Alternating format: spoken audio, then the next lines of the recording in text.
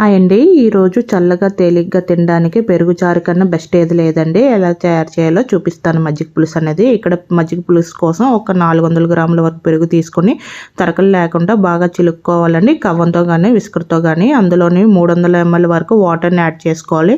అలాగే రుచికి తగినంత ఉప్పు కూడా వేసుకొని ఒకసారి బాగా కలుపుకోవాలండి. కలుపుకున్నాక ఈ పెరుగుని పోపు పెట్టుకోవాలండి. స్టవ్ మీద ఒక ప్యాన్ పెట్టుకొని అందులో ఒక టీ స్పూన్ వరకు ఆయిల్ వేసుకోవాలండి. ఆయిల్ వేడెక్కినాక ఒక టేబుల్ స్పూన్ వరకు పోపు దినుసులు వేసుకోవాలండి.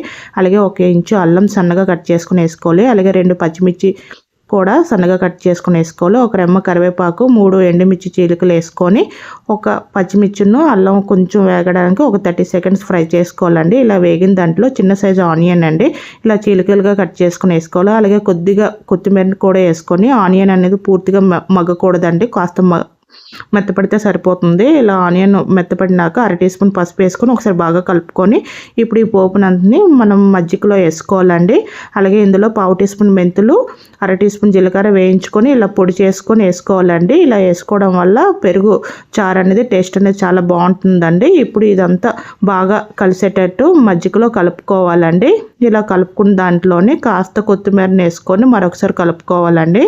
అంతేనండి, మజ్జిగ పులుసు అనేది రెడీ అయిపోయింది. మీకు నచ్చితే ఈ విధంగా ట్రై చేయండి. వీడియో నచ్చితే లైక్ చేసి ఛానల్ ఫాలో చేయండి. Thank you for watching.